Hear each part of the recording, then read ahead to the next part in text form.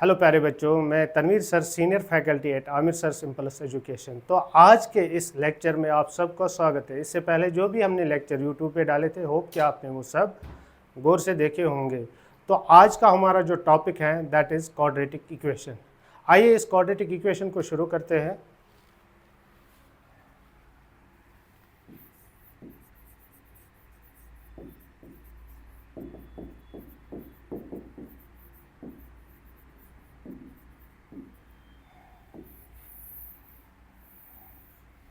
सबसे पहले हम समझेंगे क्वाड्रेटिक एक्सप्रेशन क्या होता है। क्वाड्रेटिक एक्सप्रेशन क्या होता है?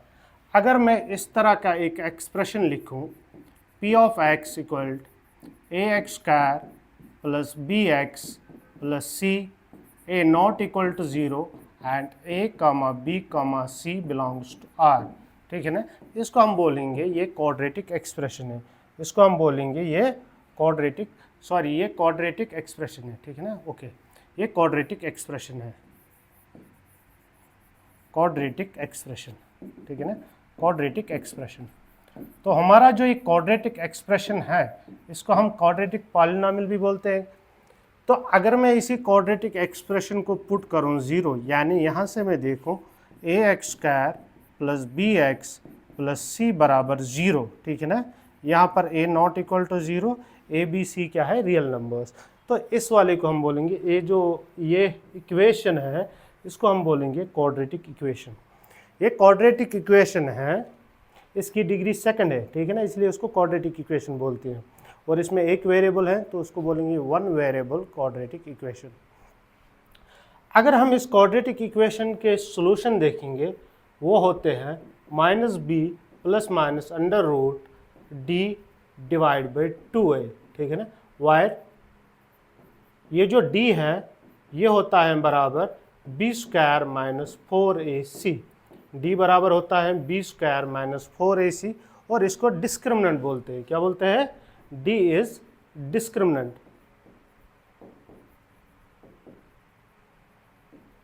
इसको बोलते हैं डिस्क्रिमिनेंट। क्लियर? अब ये जो वैल्यूज होते हैं x के, ठीक है ना, ये सॉल्यूशन होते हैं इस इक्वेशन के। तो हम बोल सकते हैं कि क्वाड्रेटिक इक्वेशन के दो सॉल्यूशन होते हैं। क्वाड्रेटिक इक्वेशन के दो सॉल्यूशन होते हैं, क्योंकि यहाँ पर कभी हम एक बार प्लस का यूज़ करेंगे तो एक सॉल्यूशन आएगा, और एक बार माइनस का यूज़ करेंगे तो एक और सॉल्यूशन आएगा। तो क्वाड्रेटिक इक्वेशन के दो सॉल्यूशन होते हैं। मान के चले, एक है x इक्वल टू अल्फ़ा और एक है x इक्वल टू बीटा, ठीक है ना? एक है x इक्वल टू अल्फ़ा, एक है x इक्वल टू बीटा, ठीक है ना? तो ये जो अल्फ़ा बीटा है, इनको हम बोलते हैं, ये रूट्स हैं, रूट्स ऑफ क्वाड्रेटिक इक्वेशन, ठीक है ना? ये रूट्स होते हैं क्वाड्रेटिक इक्वेशन के। जैसे कि एक एग्जांपल हम लेंगे, अगर मैंने लिया x square minus 5x plus 6 equal to zero, ठीक है ना? यहाँ से हमें मिलेगा x equal to comma x equal to 3, ठीक है ना? x के दो वैल्यू मिलेंगे हम, जो हम अगर इस एक्सप्रेशन में, इस इक्वेशन में पुट करेंगे तो ये इक्वेशन बनेगी ज़ीरो। जैसे कि अगर मैं 2 पुट करूँ, 2 स्क्वायर माइनस 5 इंटू 2 प्लस 6, तो ये बनेगा 4 माइनस 10 प्लस 6, और ये ज़ीरो आएगा। तो मतलब ये x इक्वल टू इसका रूट है या सोल्यूशन है, ठीक है ना? सिमिलरली हम देखा सकते हैं x equal to 3 is also solution. x equal to 3 is also solution, ठीक है ना? Is solution of this quadratic equation. आप इसको नोट डाउन कर लो, हम आगे जाएंगे।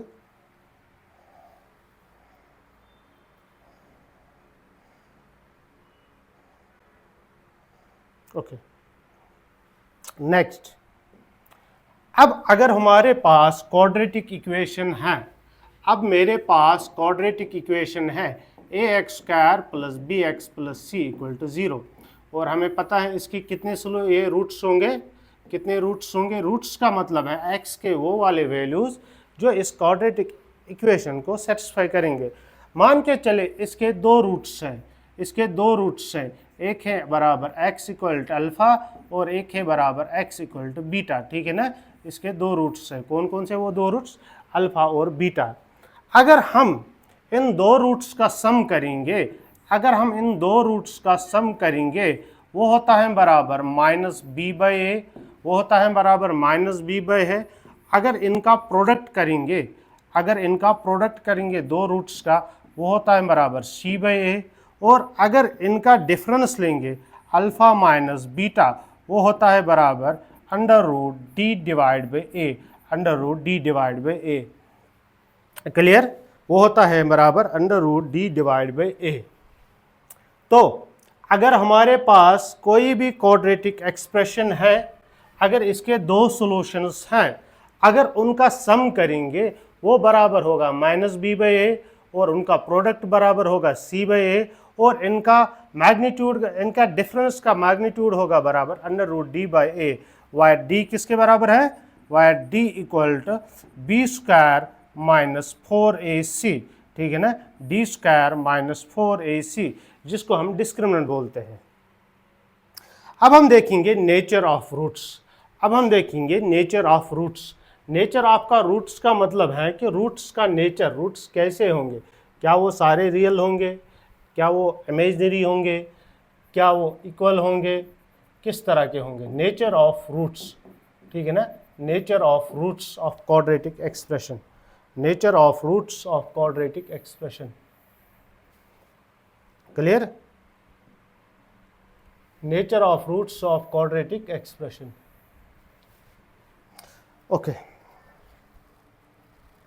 इफ नंबर वन, इफ देखो नेचर ऑफ रूट्स जो है ना, वो ये वाला पार्ट डिसाइड करता है, वो ये वाला पार्ट डिसाइड करता है, ये डी, ठीक है ना, क्योंकि डी अंडर रूट के अंदर है।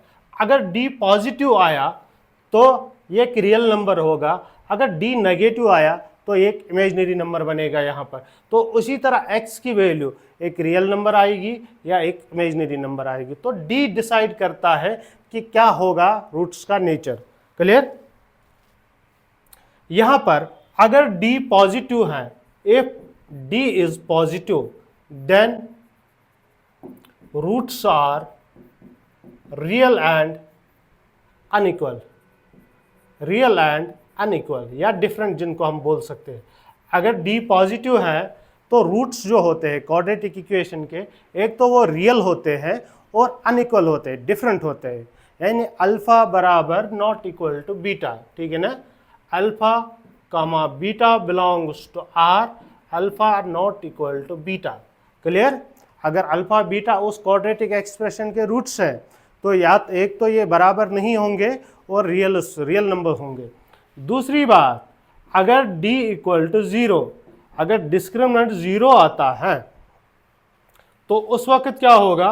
Then roots are real, then roots are real. Roots क्या होते हैं?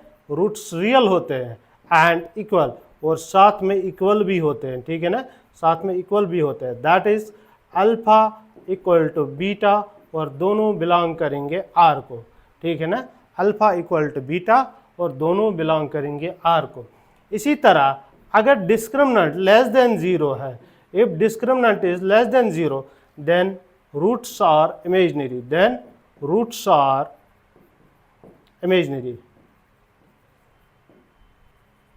देन रूट्स आर इमेजिनरी, ठीक है ना, देन रूट्स आर इमेजिनरी। आप इसको नोट डाउन कर लो, इसके बाद हम इसको आगे बढ़ाएंगे।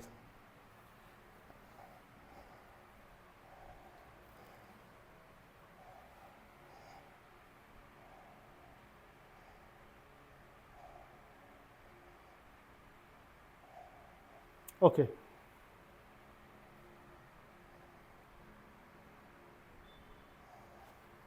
If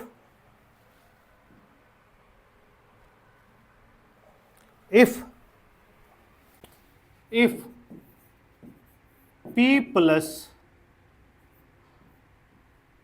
IQ is root of quadratic equation, if P plus IQ is root of quadratic equation, then P minus IQ is also its root, is also its root, ठीक है ना। तो यहाँ पर अगर आपके पास p प्लस आई क्यू कोई root है, यानी अगर कोई नंबर जो है कॉम्प्लेक्स नंबर इसका रूट है तो उसका कंजुगेट भी उसका रूट होगा। तो यहाँ पर हम बता सकते हैं जो कॉम्प्लेक्स रूट्स होते हैं क्वाड्रेटिक एक्सप्रेशन में वो एक दूसरे के कंजुगेट होते हैं, ठीक है ना, कंजुगेट होते हैं। तो अगर किसी इक्वेशन का 2 प्लस 3 आयोटा रूट है, किसी क्वाड्रेटिक इक्वेशन का 2 प्लस 3 आयोटा रूट है, जो उसका दूसरा रूट होगा वो होगा 2 माइनस 3 आयोटा, ठीक है ना। तो ये जो कॉम्प्लेक्स रूट्स आते हैं ये कंजुगेट पेयर्स में होते हैं, ठीक है ना। और एक पॉइंट आगे जब हम इस पे एग्जांपल करेंगे तो हम इसको देखेंगे कि क्या होता है, ठीक है ना। If D is perfect square, ठीक है ना, if D is perfect square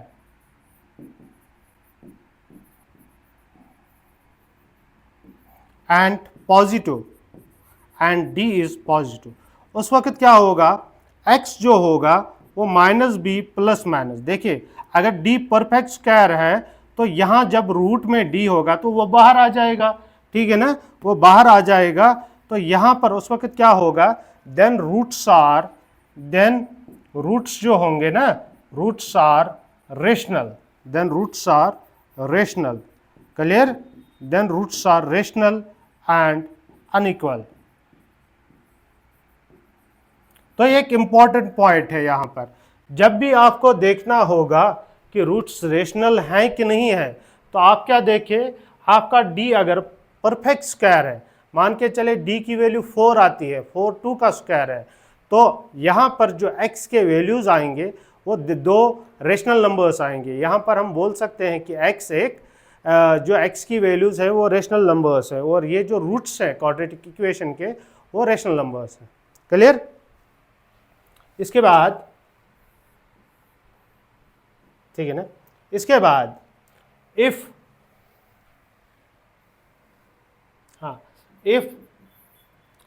p plus under root q, if p plus under root q is one root of quadratic equation, then p minus under root q is also its root, ठीक है ना, is also its root। तो यहाँ पर अगर कोई rational number root है quadratic equation का तो उसका कंजुगेट भी उसका रूट होता है। तो हम यहाँ बोल सकते हैं जो ये रेशनल रूट्स हैं वो भी कंजुगेट पेयर्स में एग्जिस्ट कर रहे हैं। आप इसको नोट डाउन कर लो।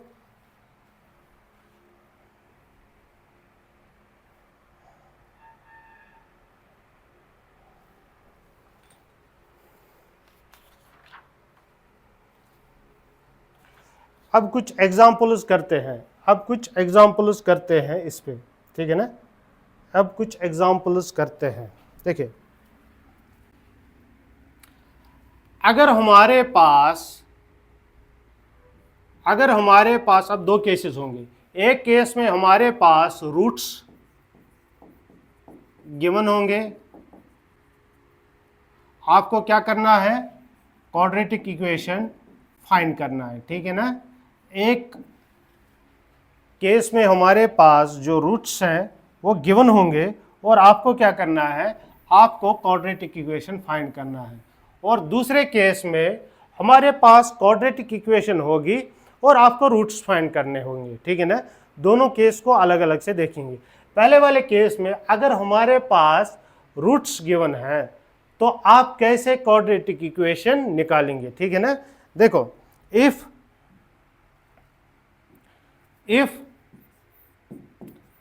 अल्फा इज रूट ऑफ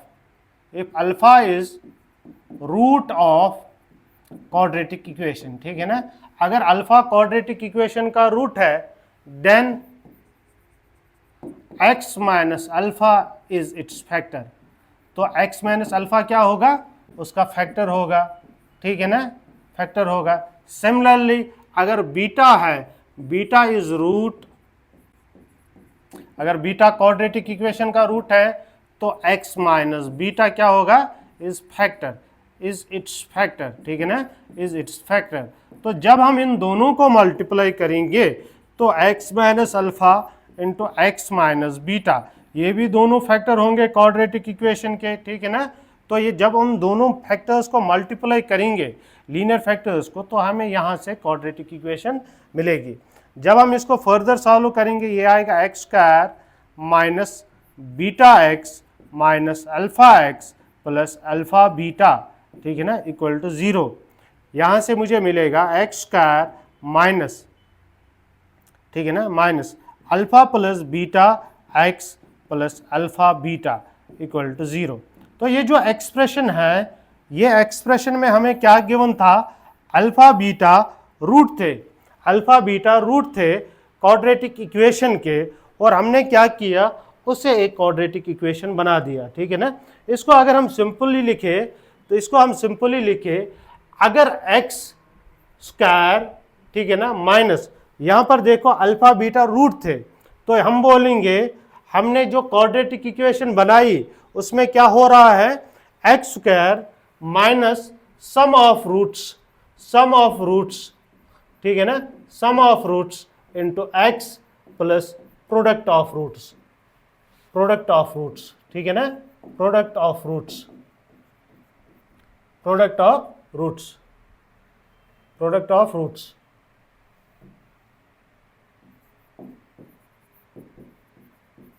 जो इक्वेशन बन रही है वो इस तरह की क्वाड्रेटिक इक्वेशन बन रही।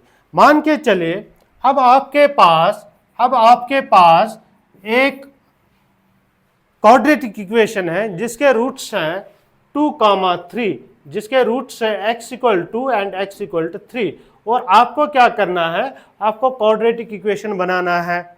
तो यहां पर अगर अल्फा बराबर है 2 और बीटा बराबर है 3, अगर आपके पास रूट्स गिवन है अल्फा बराबर 2 और बीटा बराबर 3, यानी क्वाड्रेटिक इक्वेशन के रूट्स गिवन है, और आपसे पूछा है कि क्वाड्रेटिक इक्वेशन बता दो, तो आप क्या करेंगे, आप लेंगे एक्स स्क्वायर माइनस इन दोनों का ऐड करेंगे x प्लस इन दोनों का प्रोडक्ट करेंगे और वो 0 के बराबर लेंगे।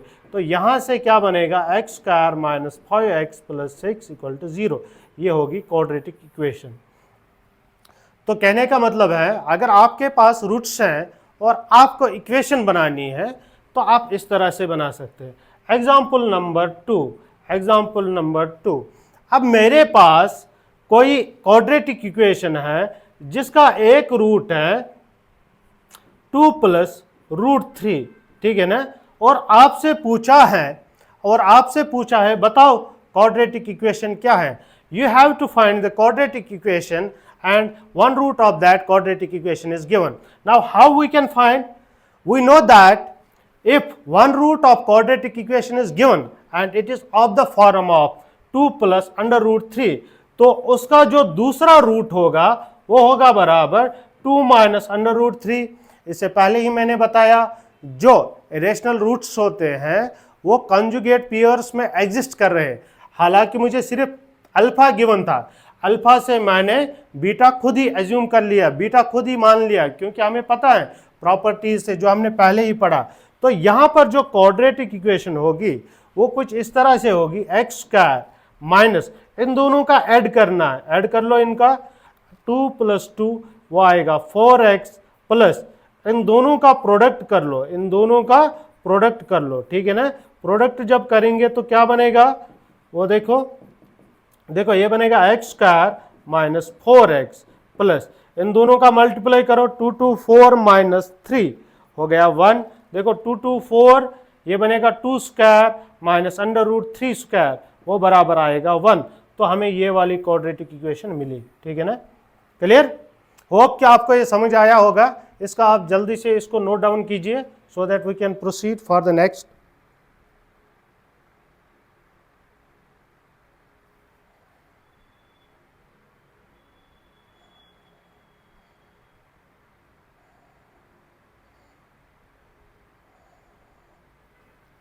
एक और एग्जाम्पल, हमारे पास एक क्वाड्रेटिक इक्वेशन है -10x प्लस 3, ठीक है ना। एग्जाम्पल एक है, हमारे पास एक क्वाड्रेटिक इक्वेशन है, ठीक है ना, जो इस फॉर्म में है mx² इक्वल टू 0। क्लियर? इसका जो एक रूट है वो अल्फा है, इसका जो एक रूट है वो अल्फा है, और दूसरा जो रूट है वो 2/3 ऑफ अल्फा है, 2/3 ऑफ अल्फा है। ठीक है ना, 2/3 ऑफ अल्फा है। बीटा किसके बराबर? 2/3 ऑफ अल्फा। फिर आपसे पूछा है सम ऑफ रूट्स, आपसे पूछा है sum of roots. Sum of roots कितना है? अगर हम यहां पर देखेंगे अल्फा प्लस बीटा, ठीक है ना, वो आएगा बराबर -b/a 10/m। ठीक है ना, और अल्फा बीटा किसके बराबर आएगा? c/a 3/m। ठीक है ना, लेकिन यहां से अगर आप देखो अल्फा किसके बराबर है? अल्फा और बीटा की वैल्यू है 2/3 अल्फा, और वो है -10/m। ठीक है ना, 10/m। क्लियर? और इसी तरह यहां से देखो अल्फा और बीटा की वैल्यू क्या है? 2/3 अल्फा, और वो है बराबर 3/m। इन दोनों को सॉल्व करके हमें वैल्यू मिल जाएगी। ठीक है ना, इसको नोट डाउन जल्दी कर लो। सम ऑफ रूट्स आप यहां से निकाल सकते हैं। ठीक है ना, इनको साइमल्टेनियसली सॉल्व करना है। नेक्स्ट, अब हम पढ़ेंगे क्वाड्रेटिक एक्सप्रेशन होता क्या है। ठीक है ना, क्वाड्रेटिक एक्सप्रेशन होता क्या है। यहाँ से m की वैल्यू अल्फा बीटा देना है, m की वैल्यू पुट करना तो आ जाएगा। ठीक है ना, इसके बाद हमारे पास क्वाड्रेटिक एक्सप्रेशन है, इसको आप नोट डाउन कर लो, और इसका आंसर आप कमेंट सेक्शन में लिख लेना है क्या आ रहा है। Next, quadratic expression. Quadratic expression अभी तक हम पढ़ रहे थे क्वाड्रेटिक इक्वेशन, अब हम पढ़ेंगे क्वाड्रेटिक एक्सप्रेशन। ठीक है ना, ये इम्पोर्टेंट टॉपिक है, इम्पोर्टेंट टॉपिक है 11th में जो आपका क्वाड्रेटिक इक्वेशन है उसमें ये इम्पोर्टेंट टॉपिक है। क्वाड्रेटिक एक्सप्रेशन होता क्या है? अगर मैंने इस तरह सा एक्सप्रेशन एक लिया y equal ax² plus bx plus c, ठीक है ना, यहाँ पर a not equal to 0, a comma b comma c belongs to r। ठीक है ना, a comma b comma c belongs to r। इस तरह के एक्सप्रेशन को हम बोलेंगे क्वाड्रेटिक एक्सप्रेशन। क्या बोलेंगे? Quadratic expression. ठीक है ना, क्वाड्रेटिक एक्सप्रेशन। ये जो क्वाड्रेटिक एक्सप्रेशन होता है, ठीक है ना, ये जो क्वाड्रेटिक एक्सप्रेशन होता है, जब हम इसको सिंपलीफाई करेंगे ना, ये बनेगा कुछ इस तरह y plus D divide by 4a equal x plus b/2a का होल स्क्वायर। ठीक है ना, b/2a का होल स्क्वायर। क्लियर? ये जो क्वाड्रेटिक एक्सप्रेशन हमारे पास है y equal to ax² plus bx plus c, जब हमने इसको सॉल्व करके लिखा तो हम इसको इस तरह भी लिख सकते हैं y equal to y plus D divide by 4a equal to x plus b/2a। जब आप इसको फिर से सिंपलीफाई करेंगे ना तो ये फर्स्ट के बराबर आएगा। आराम से इसको सॉल्व करो और देखो फर्स्ट के बराबर आता है कि नहीं आता है। ठीक है ना, फर्स्ट के बराबर आता है कि नहीं आता है। ठीक है, और यहाँ पर a भी होना चाहिए, a। क्लियर? ये जो एक्सप्रेशन है, ये जो एक्सप्रेशन है ये वाला, इसको आप गौर से देखो। ठीक है ना, गौर से देखो, ये इस तरह का है x² equal 4ay type. x² यानी एक टाइप x का स्क्वायर है, दूसरे टाइप y लीनियर है। ठीक है ना, इसका जब देखते हैं इसको बोलते हैं पैराबोला। क्या बोलते हैं?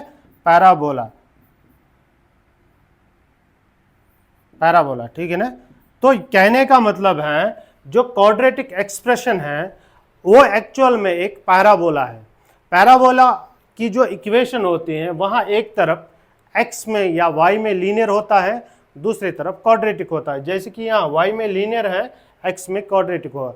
जहां पर भी आपको इस तरह का इक्वेशन मिले, एक साइड एक में लीनियर दूसरे में क्वाड्रेटिक, वो इक्वेशन होती है इक्वेशन ऑफ पैराबोला। क्लियर? अब यहां पर देखिए, अगर हम इस पैराबोला का देखें, पैराबोला की जो शेप होती है, पैराबोला की शेप होती है या तो वो ऐसे होती है, ठीक है ना, या ऐसे होती है। ठीक है ना, या तो वो ऐसे होती है अपवर्ड, कनकेव अपवर्ड या डाउनवर्ड। ठीक है ना, अब ये किस पे डिपेंड करेगा? ये वाला होगा कि ये वाला होगा, ठीक है ना। तो ये ए जो है ए पे डिपेंड करेगा। अगर ए पॉजिटिव है तो ये अपवर्ड होगा, अगर ए नेगेटिव है तो डाउनवर्ड होगा, ठीक है ना। तो एक्चुअल में जो क्वाड्रेटिक एक्सप्रेशन का ग्राफ है वो पैराबोलिक है। अब ये पैराबोलिक अपवर्ड होगा कि डाउनवर्ड होगा, वो एक्स स्क्वायर के कोएफिशिएंट पे डिपेंड करेगा। अगर एक्स स्क्वायर का जो ये कोएफिशिएंट पॉजिटिव है तो ग्राफ पैराबोलिक अपवर्ड होगा, अगर ये नेगेटिव है तो ग्राफ पैराबोलिक डाउनवर्ड होगा, ठीक है ना। ग्राफ पैराबोलिक डाउनवर्ड होगा, क्लियर। अब ये वाला पॉइंट जो है, ये वाला पॉइंट, इसको बोलते हैं वर्टेक्स। क्या बोलते हैं? वर्टेक्स, ठीक है ना। दोनों साइड में इसको क्या बोलेंगे? वर्टेक्स, ठीक है ना। तो पैराबोल अपवर्ड है कि डाउनवर्ड, वो एक ही साइन से पता चलता। अब आप में से बहुत सारे ये भी इसमें भी कंफ्यूज होते होंगे, क्या ए जीरो हो सकता है? वो तो पहले ही हमने लिखा कि ए जीरो नहीं है। तो कहने का मतलब है ए तो जीरो नहीं, या तो अब ए जीरो से बड़ा होगा या जीरो से छोटा। अगर ए जीरो से बड़ा है तो पैराबोलिक अपवर्ड ग्राफ आएगा, अगर ए जीरो से छोटा है लेस देन जीरो तो मतलब पैराबोलिक डाउनवर्ड आएगा, ठीक है ना। और ये जो पॉइंट है इसको बोलते हैं वर्टेक्स। क्या बोलते हैं बच्चों? इसको बोलते हैं वर्टेक्स। क्या बोलते हैं? वर्टेक्स। और वर्टेक्स जो कोऑर्डिनेट्स होते हैं वो होते हैं बराबर minus B divide by 2a और minus D divide by 4a, ठीक है ना। ये याद रखना, coordinates of vertex, coordinates of vertex, ठीक है ना। वर्टेक्स क्या होते हैं? Minus B divide by 2a minus D divide by 4a। ये इंपॉर्टेंट पॉइंट है हमारे लिए यहाँ पर। तो कोऑर्डिनेट्स ऑफ ये कहाँ से मैंने लाए? यहाँ पर, ठीक है ना। यहाँ पर x प्लस प्लस जब होगा तो माइनस आएगा, minus B divide by 2a minus D divide by 4a। ये जो कोऑर्डिनेट्स ऑफ वर्टेक्स हैं, तो यहाँ पर हमने समझा अगर a पॉजिटिव है तो पैराबोलिक अपवर्ड होगा, अगर a नेगेटिव है तो पैराबोलिक डाउनवर्ड होगा। और जो अपवर्ड पैराबोला में सबसे नीचे वाला पॉइंट है वो minus B divide by 2a minus D divide by 4a। और जो पैराबोलिक डाउनवर्ड में सबसे ऊपर वाला पॉइंट है वो भी यही है, minus B divide by 2a minus D divide by 2a। अब बहुत सारे बच्चों को ये भी कंफ्यूजन होगा, यहाँ पर भी ये minus B divide by 2a, यहाँ पर भी minus D divide by 2a। लेकिन जब हम इक्वेशन में देखेंगे b और a के वैल्यू चेंज होंगे तो इसी तरह वो कभी ऊपर भी होगा नीचे भी होगा, उसका पोजीशन कौन डिसाइड करेगा? b और a, ठीक है ना। लेकिन कोऑर्डिनेट्स इसी टाइप के होंगे, इसी फॉर्मेट में होंगे, minus B divide by 2a minus D divide by 4a। b और a क्या है? b और ये a एक्स स्क्वायर का कोएफिशिएंट है, b x का कोएफिशिएंट है, ठीक है ना। और d यहाँ पर है डिस्क्रिमिनेंट जो कि बराबर है b square minus 4ac। d discriminant है क्वाड्रेटिक इक्वेशन का जो कि बराबर है b स्क्वायर माइनस 4ac। इसको नोट डाउन कर लो जल्दी।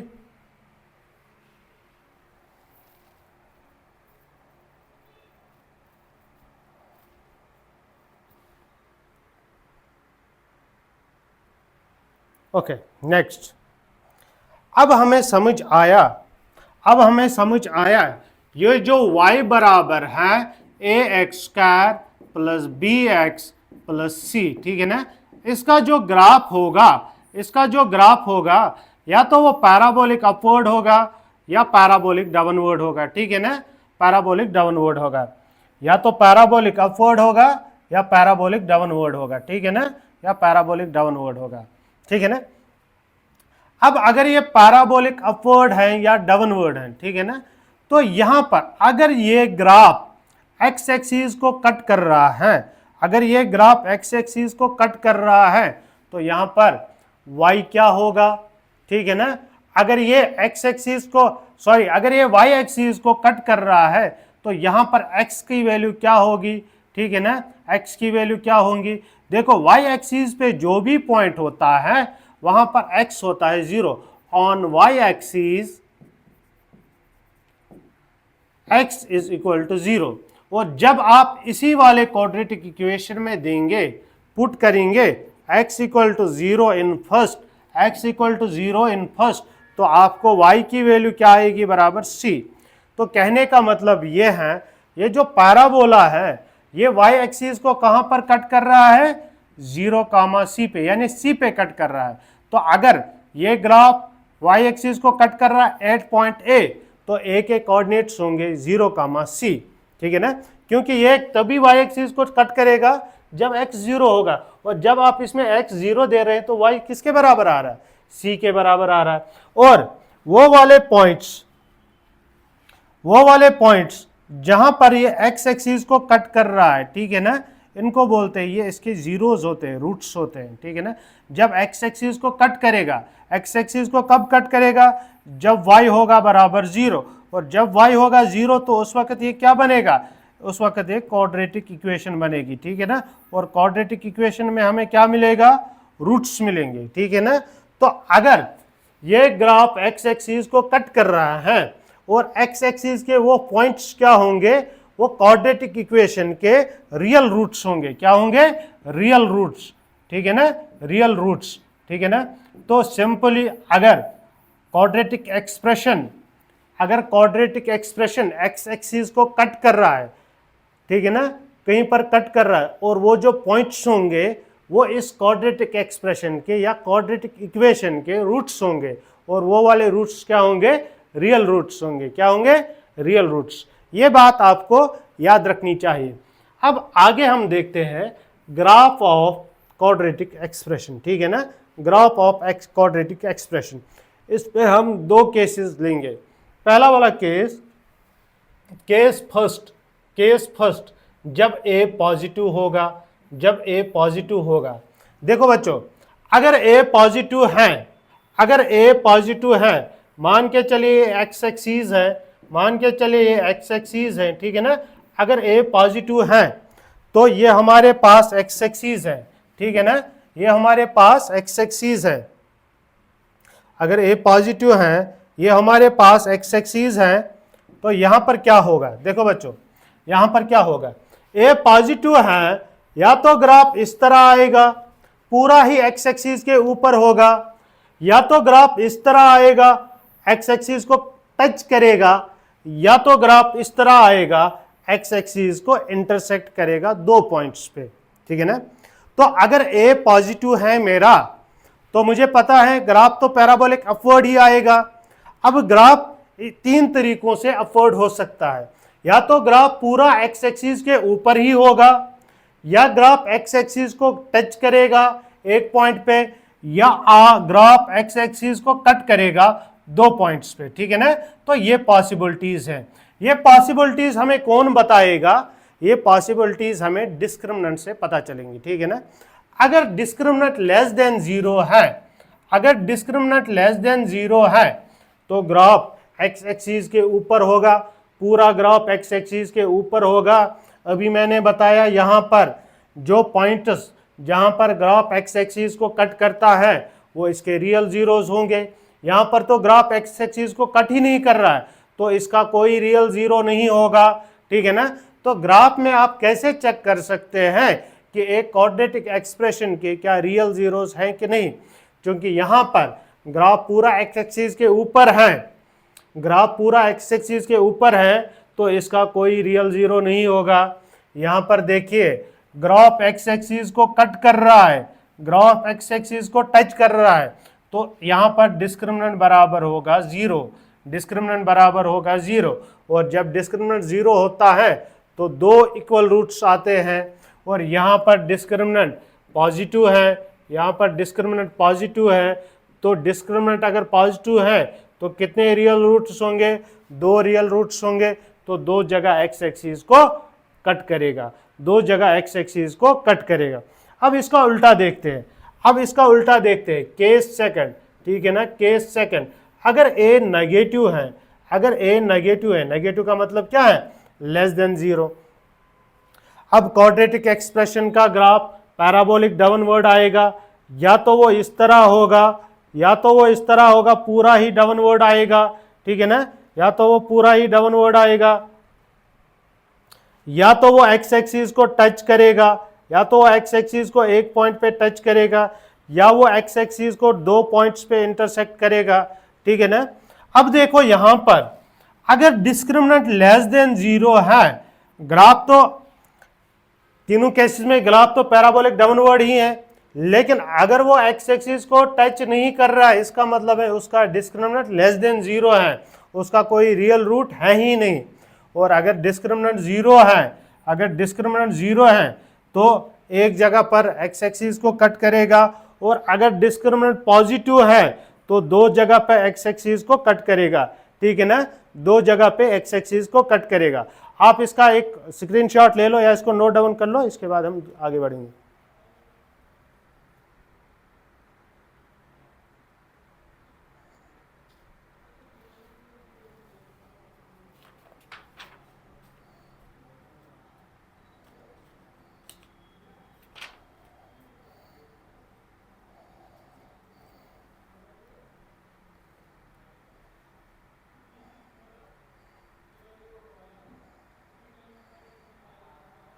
ओके, होप आपको ये समझ आया होगा।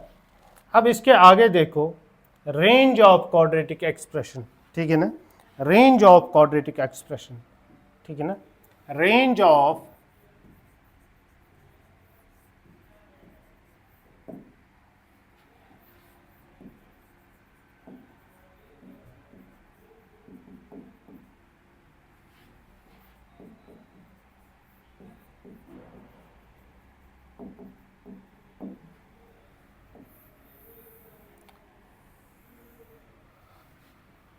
प्यारे बच्चों, रेंज ऑफ क्वाड्रेटिक एक्सप्रेशन होता क्या है?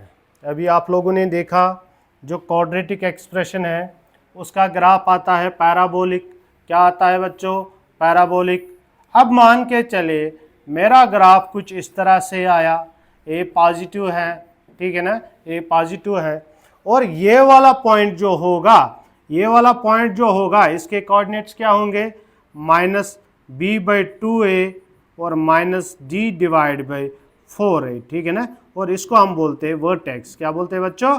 वर्टेक्स, ठीक है ना। फिलहाल इस केस में हम a पॉजिटिव लेंगे, ठीक है ना। अभी देखिए, अगर मुझे इसका रेंज निकालना होगा, अगर मुझे इसका रेंज निकालना होगा, रेंज का मतलब क्या है? हमारे पास जो क्वाड्रेटिक एक्सप्रेशन था ax² + bx + c, ठीक है ना, ये क्वाड्रेटिक एक्सप्रेशन है। अगर मुझे इसका रेंज निकालना है, रेंज का मतलब है y के वैल्यूज, y कहाँ से कहाँ तक वेरी हो रहा है, y कहाँ से कहाँ तक वेरी हो रहा है। अभी यहाँ पर देखो, अगर आप y की वैल्यूज देखोगे, अगर आप y की वैल्यूज देखोगे, ये हो गया मेरा x, ये हो गया मेरा y, ठीक है ना, ये हो गया मेरा x और ये y, क्लियर। अभी देखो यहाँ से y स्टार्ट हो रहा है और आगे बढ़ रहा है कहाँ तक? +∞ तक, ठीक है ना। तो if a is positive, if a is positive, y belongs to कहाँ से कहाँ तक? If a is positive, y की वैल्यू कहाँ से कहाँ तक होंगे? If a is positive, y की वैल्यू कहाँ से कहाँ तक होंगी? देखो बच्चों, y की वैल्यू जो है वो होगी -d डिवाइड बाई 4a से लेके कहाँ तक? +∞ तक, -d डिवाइड बाई 4a से लेके कहाँ तक? +∞ तक। अब अगर हम इसी ग्राफ को देखें, अगर ये ग्राफ डाउनवर्ड है, अगर ये ग्राफ ऐसे है डाउनवर्ड है, ठीक है ना, तो ये जो पॉइंट है वो -b डिवाइड बाई 2 है और -d डिवाइड बाई 4 है, clear.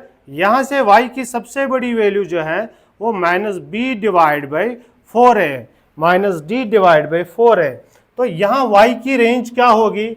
If a is less than 0, तो y कहाँ से कहाँ तक जाएगा? y जाएगा बराबर, देखो यहाँ छोटा था -d डिवाइड बाई 4 है और y बढ़ता बढ़ता बढ़ता जा रहा था कहाँ? इन्फिनिटी तक। और यहाँ सबसे छोटा नीचे वाला पॉइंट जो है ना, सबसे नीचे कहाँ से आ रहा है? वो आ रहा है -∞ से, वो आ रहा है -∞ से कहाँ? -d डिवाइड बाई 4 है।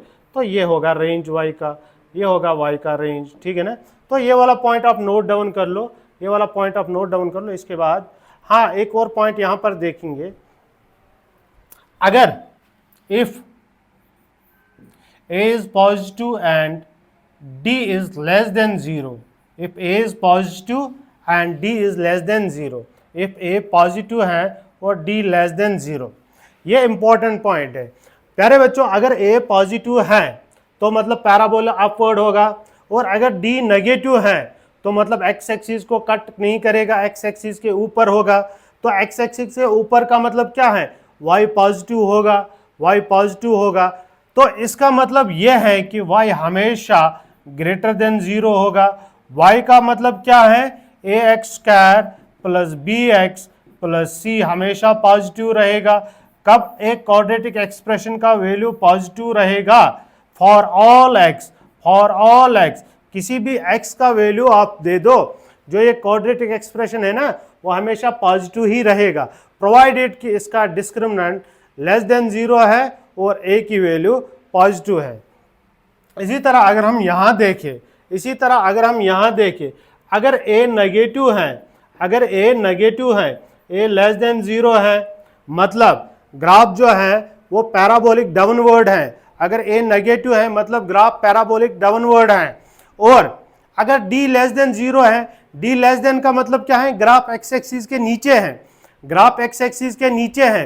तो अगर पैराबोलिक डाउनवर्ड भी है, ग्राफ एक्स एक्सिस के नीचे भी है, तो जो y के सारे वैल्यूज, जो इसका रेंज होगा वो एक्स एक्सिस नीचे होगा, और जितने भी वैल्यूज एक्स एक्सिस के नीचे हैं उनके लिए y नेगेटिव है, उनके लिए y नेगेटिव है। तो यहां से हम बता सकते हैं, यहां से हम बता सकते हैं कि y जो है वो लेस देन जीरो है। इसका मतलब क्या है, ए एक्स स्क्वायर, इसका मतलब क्या है प्यारे बच्चों, इसका मतलब है A x square, A x square plus B x plus C less than zero होगा for all X, for all X. इसको नोट डाउन कर लो जल्दी।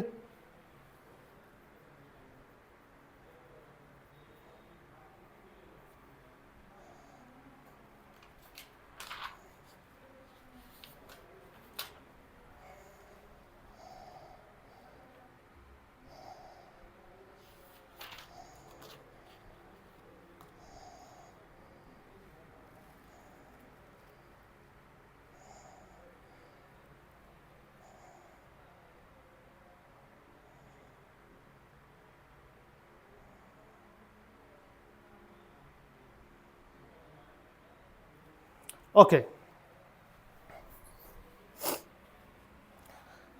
अगर ए नेगेटिव है और डी लेस देन जीरो है, तो इसका जो है, अगर ए लेस देन सॉरी अगर ए नेगेटिव है तो जो ये क्वाड्रेटिक एक्सप्रेशन है, तो इसका जो मैक्सिमम वैल्यू होता है वो यहाँ पर होगा, और वो कितना होगा, minus D divide by two A. वो क्या होगा, minus D divide by two A. और कौन से पॉइंट पे होगा, और पॉइंट वहां पर कौन सा होगा, minus B by two A, sorry minus D divide by four A पे हो, minus D divide by two A. देखो प्यारे बच्चों, जो ये ग्राफ है क्वाड्रेटिक एक्सप्रेशन का ग्राफ, अगर ए नेगेटिव है तो पैराबोलिक डाउनवर्ड होगा, और जब पैराबोलिक डाउनवर्ड होगा तो y का सबसे बड़ा वैल्यू कहां पर आएगा, वो होगा minus D divide by four है। और ये वैल्यू कहां पर आता है, ये वैल्यू आता है x equal B divide by two A, minus B divide by two A, ठीक है ना, minus B divide by two A, ठीक है। तो हम बोलेंगे अगर a लेस देन जीरो है तो उसका maximum value minus D divide by four A होगा, उसका maximum value minus D divide by four A होगा, और पॉइंट ऑफ मैक्सिमा होगा minus B divide by two A, और पॉइंट ऑफ मैक्सिमा होगा minus B divide by two A. और अगर ए positive है, अगर ए पॉजिटिव है तो यहाँ पर सबसे छोटा वैल्यू होगा, और यहाँ से सबसे छोटी वैल्यू कौन सी है, minus D divide by four A at, वो कहाँ पर होगी, x equal to minus B by two A. इसको हम बोलेंगे मैक्सिमम वैल्यू, इसको बोलेंगे मैक्सिमम वैल्यू, और इसको बोलेंगे point of maxima, point of maxima. क्या बोलेंगे बच्चों, point of maxima, point of maxima. इसको आप नोट डाउन कर लो और आगे हम देखेंगे।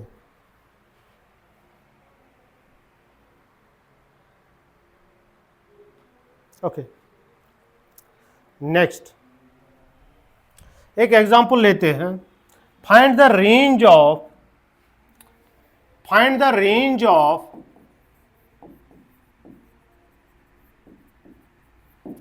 क्वाड्रेटिक एक्सप्रेशन, ठीक है ना, quadratic expression F of x equal, जिसको हम y भी बोल सकते हैं, 2x², ठीक है ना, या ऐसे लेंगे F of x equal x² minus 5x plus 6, ठीक है ना। आपको इसका रेंज निकालना है और साथ साथ में आप कोशिश करो कि इसका ग्राफ भी आपको बनाना है, ठीक है ना।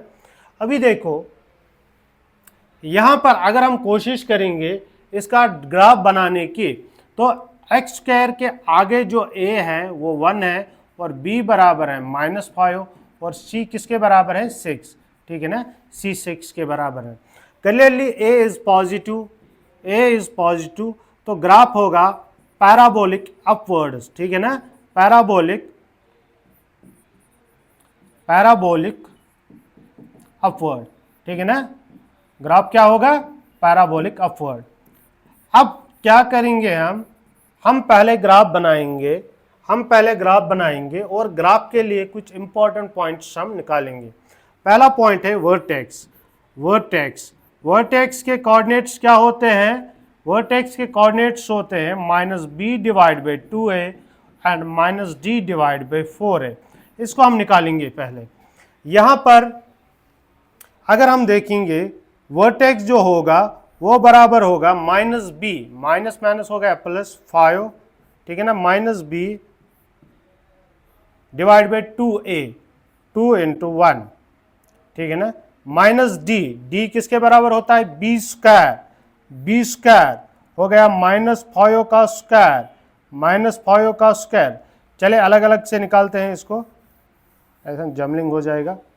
देखिए -b/2a अगर हम निकालेंगे, -b/2a वो आएगा -5/2 × 1, वो क्या बनेगा 5/2, ठीक है ना, -b/2a आया 5/2। अब अगर हम इसके निकालेंगे -d/4a, ठीक है ना, वो बराबर आएगा -b² - 4ac/4a, ठीक है ना, b² - 4ac/4a। क्लियर। यहाँ पर देखो वो बराबर आएगा -b² कितना आ रहा है 25 -4 × c, 4ac, a 1 है तो c 6 है तो 24 आएगा, तो /4, ठीक है ना, वो बराबर आएगा -1/4, वो बराबर आएगा -1/4। क्लियर। देखो मैंने क्या किया, मैंने निकाला -b/2a वो आया बराबर 5/2 और -d/4 है, -d हो गया b² -4ac/4a, ठीक है ना, /4 है, तो आया। तो अब अगर हम इसका ग्राफ देखेंगे, तो इसका ग्राफ कुछ इस तरह से आएगा। पहले तो हमें वर्टेक्स लोकेट करना है, x पॉजिटिव है तो इस साइड में आएगा और y नेगेटिव है तो इस साइड में आएगा, ठीक है ना। x 5/2 मतलब 1 2 यहाँ पर कहीं आएगा और y यहाँ पर कहीं आएगा, ठीक है ना। तो ये हो गया मेरा वर्टेक्स, ठीक है ना, ये वर्टेक्स हो गया। अब इसके बाद अगर मुझे देखना होगा कि ये ग्राफ कहाँ y एक्सिस को कट करेगा, तो मैं क्या करूँगा, पुट करूँगा x = 0, तो f(0) कितना आ रहा है 6, ठीक है ना। तो पॉइंट कहाँ पर जो ये ग्राफ है y एक्सिस को कट करेगा 0,6। तो यहाँ पर जब हम आगे जाएंगे ना, कोई पॉइंट ऐसा होगा जहाँ पर ये y एक्सिस को कट करेगा। तो अगर मैं इसका ग्राफ बनाऊँ कुछ इस तरह से बनेगा, ठीक है ना, कुछ इस तरह से बनेगा। क्लियर। ये हमारे क्वाड्रेटिक एक्सप्रेशन का ग्राफ है, ठीक है ना, ये हमारे क्वाड्रेटिक एक्सप्रेशन का ग्राफ है। और यहाँ x कितना है, यहाँ पर x है 5/2 और y कितना है -1/4, ठीक है ना। अगर आप y की वैल्यू देखोगे, y कहाँ से शुरुआत होता है, y की शुरुआत कहाँ से होती है, यहाँ पर x बिलोंग कर रहा है -1/4 से लेके प्लस इन्फिनिटी तक, ठीक है ना, प्लस इन्फिनिटी तक। और सबसे जो छोटा वैल्यू है वो क्या है, मिनिमम वैल्यू। मिनिमम वैल्यू क्या है, -1/4 at x equal 5/2, at x equal 5/2। Hope आपको ये समझ आया होगा, होप आपको ये समझ आया होगा। जो इसके बाद वाले लेक्चर हैं उसमें हम, या जब हमारा ऑफलाइन कोर्स पूरा होगा तो वहाँ हम पूरी तरह से इस क्वाड्रेटिक एक्सप्रेशन के और भी जो नए नए कंसेप्ट्स हैं उसको डिस्कस करेंगे। जैसे कि लोकेशन ऑफ रूट्स इसमें आता है, और एक टॉपिक आता है इसमें कॉमन रूट्स जो हम पढ़ रहे हैं, एक कॉमन रूट, दो कॉमन रूट। वो सारे टॉपिक जब आप ऑफलाइन हमारे साथ जुड़ोगे उनको हम पूरी तरह डिस्कस करेंगे, ठीक है ना। होप आपको ये आज का लेक्चर समझ आया होगा, और जितने भी पिछले वाले लेक्चर अपलोड किए हैं उनको भी आप एक बार देखिए और अपने कंसेप्ट्स जो है उनको मजबूत कर दीजिए, उनको अच्छी तरह क्लियर कर दीजिए। Hope, thank you everyone, have a nice day.